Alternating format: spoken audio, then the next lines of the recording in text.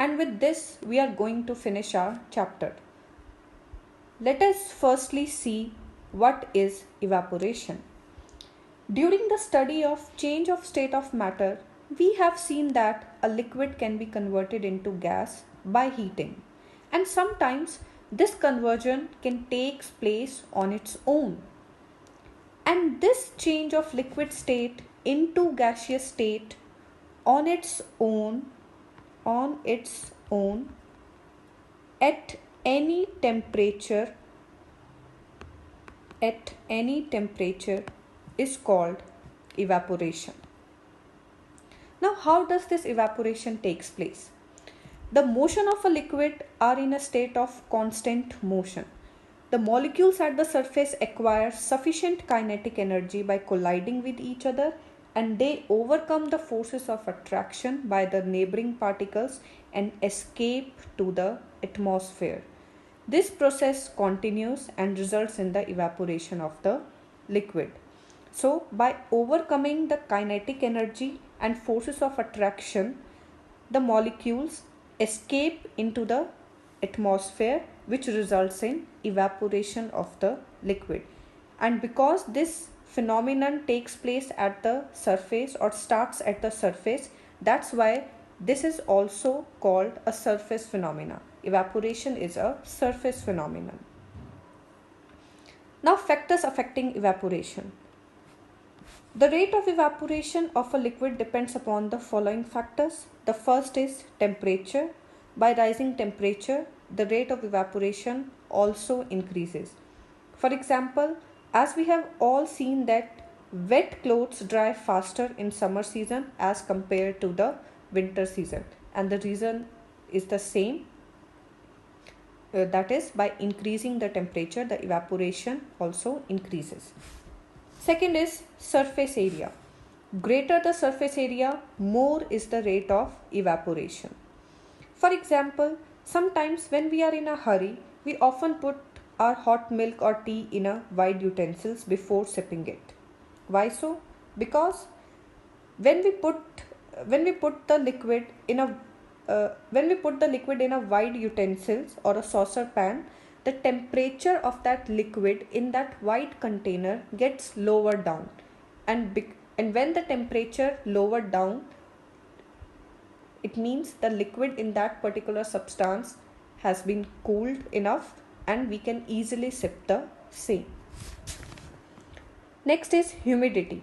When humidity increases, the rate of evaporation decreases. Fourth is speed of wind. It is a common observation that when wet clothes dry faster on a windy day, we have all seen that if our clothes is wet and the speed of the wind is more, our clothes dry faster on that particular day. Why so? Because with increase in wind speed, the rate of evaporation also increases. Next is nature of the liquid. The rate of evaporation also depends on the nature of the liquid, that is, the interparticle forces of attraction between that particular liquid. So these are the 5 factors which affect the evaporation, that is, increase in temperature, increase in surface area, increase in humidity decreases the evaporation, increase in the wind speed, and nature of the liquid. Now, another important phenomena related to evaporation is that it always causes cooling, because during evaporation only the liquid particles have high energy that leaves the surface of the liquid and gets converted into vapors. As a result, the average kinetic energy of the remaining particles of the liquid decreases. Hence, the temperature falls and thus evaporation causes cooling. So, evaporation of a liquid is always accompanied by decrease in temperature, or we can say cooling, because the liquid needs energy while changing into vapors. Now let us see evaporation in our everyday life. Now during summer, people generally sprinkle water on the roof or on the ground. We all have seen that. And why do they do so? Because as water evaporates, it takes up heat from the surface, and as a result, cooling is caused. The next example is, we normally prefer cotton clothes during summer to keep ourselves cool. Why? This is summer season, we generally wear cotton clothes during this season. Why? Because cotton fabrics absorb sweat. Why? Because they have pores on it. They are of porous nature. Sweat evaporates through these small pores, and as evaporation is always accompanied by cooling, we feel comfortable and cool in the cotton clothes. Now this is a very familiar example. Earthen pots also have fine holes on it. Earthen pots also is of porous nature and have fine poles on it. Water escapes from these holes as vapors. Temperature slowly gets lowered and the water inside the earthen pot becomes cool. So these were some of the examples of evaporation in our day-to-day life. Now, boiling versus evaporation. There is a difference in boiling and evaporation. Although both involve change of state from liquid to vapors, yet the two phenomena differ in the following aspects. Boiling always occurs at fixed temperature, like boiling point of water is 100 degrees Celsius. Therefore, the water always boils at this temperature only, whereas evaporation occurs at any temperature. Boiling is a quick process, evaporation is a slow process. Boiling takes place throughout the liquid, whereas evaporation takes place only at the liquid's surface. Therefore, evaporation is called surface phenomena and boiling is called bulk phenomena. Bubbles are formed in the liquid, no bubbles are formed in the liquid.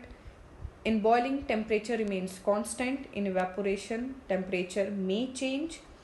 In boiling, thermal means heat energy supplied by an energy source. We always have to apply the heat energy. And in evaporation, the heat energy is supplied by the surroundings. So these are the difference between the boiling and the evaporation.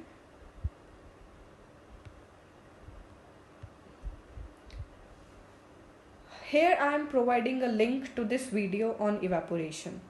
Watch it as it will be more helpful in understanding this concept of evaporation and the factors relating to that.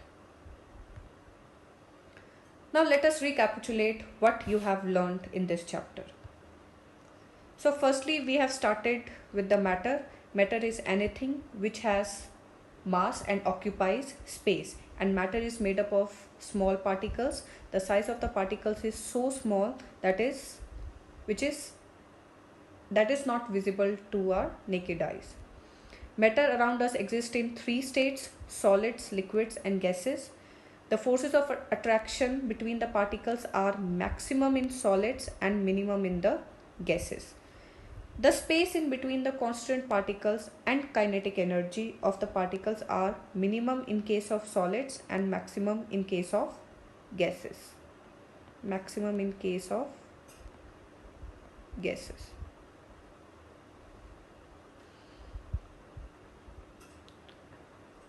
Next, the states of matter are interconvertible and it can be changed by changing temperature or pressure.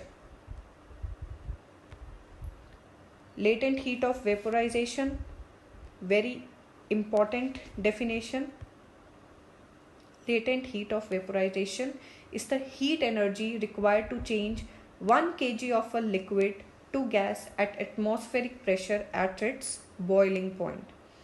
And latent heat of fusion is the amount of heat energy required to change 1 kg of solid into liquid at its melting point. These are very important definitions.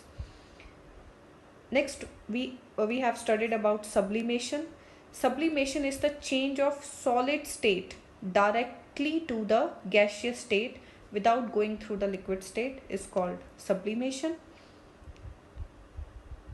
Next, boiling is a bulk phenomena. Particles from bulk of liquid change into vapor state, and for boiling to occur, we have to apply heat energy from the outside source.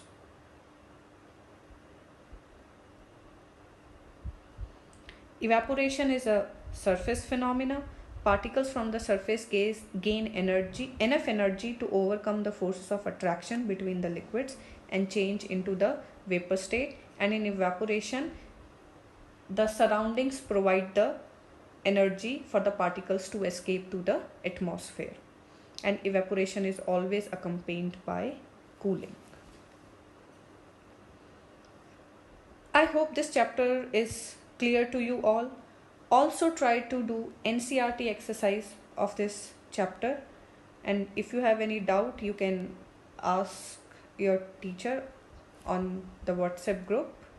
So here we have completed our chapter. Stay safe, enjoy your studies. Thank you.